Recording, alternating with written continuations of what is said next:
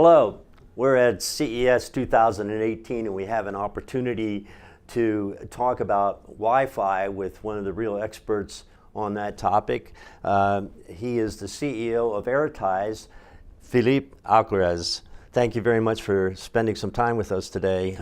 There's a lot to talk about given the crazy scene that's out there. We have service providers with customers who are buying more and more devices, and they're flooding their Wi-Fi systems with overuse, and then they're calling up their service providers and complaining about it. What are you seeing as far as how that's all playing out and the level of issues that people are experiencing? Yeah, for the consumer point of view, internet and Wi-Fi has always been exactly the same. So the experience of Wi-Fi today for consumers is all about everything, about using their devices and more mobile devices, a lot of streaming videos in every corner of the house. And that has created a lot of stress over the traditional way Wi-Fi is being handled by operator up until now.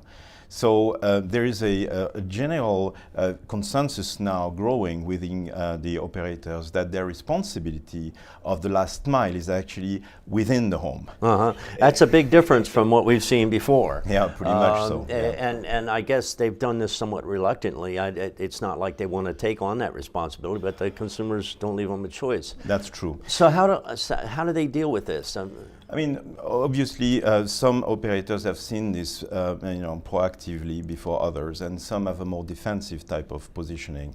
But they have all experienced a growing number of calls coming from from their consumers about Wi-Fi.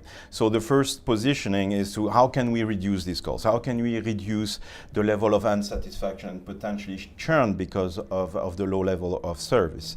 But gradually, what we see is that there is a more strategic positioning that is taken, that numbers of leading operators to actually use this as a way to increase satisfaction, monetize the service further, and keep customers happy in the long run.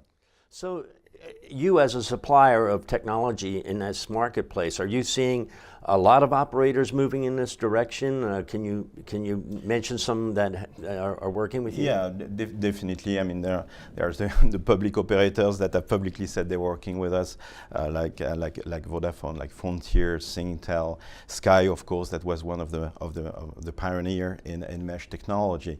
But what we have seen in 2017 in particular is a dramatic increase of the number of operators raising tenders, thinking about a solution, and of course, as it becoming a strategic play and a competitive play, they are of course hiding their plans. But what I can tell you is that the evolution is 4 times what it was a year ago in terms of willingness. Wow.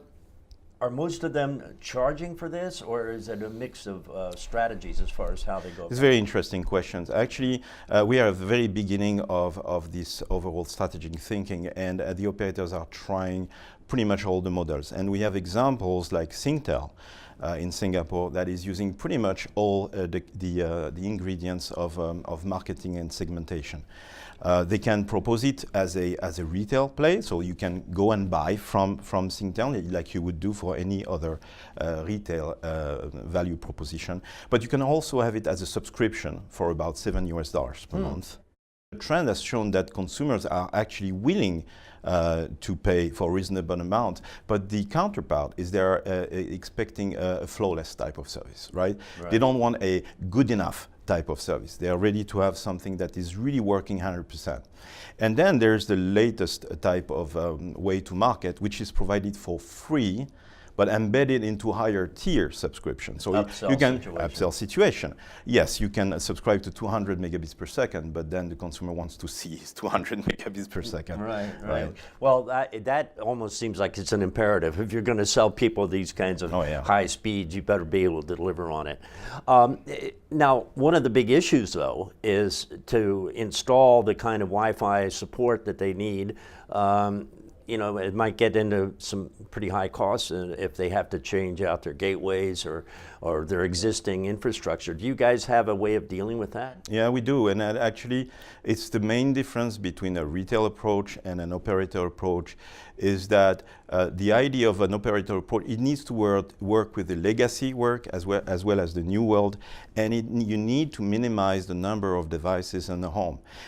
Most operators have spent a substantial amount of investment providing a gateway that is, I would say, good enough for a large number of people. But as the usage increase in terms of Wi-Fi, we see now that about 50% of the subscribers needs additional help. Now, in order not to multiply the number of products in the home, we do have a software solution to upgrade the legacy gateway and use them as a mesh extender. Right? That reduces at least by one the number of devices. But we also have the same approach with set-top boxes.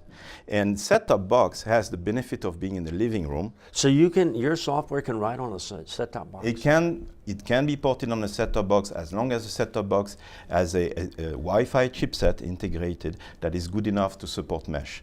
And what we see is that there's a very large number of the set-top box available in the field. So the benefit is then the set-top box is not only a receiver in terms of Wi-Fi, it transmits Wi-Fi.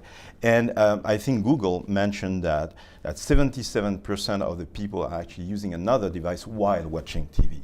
So the living room is a perfect place actually to have a great Wi-Fi. Right. And set-top box can help.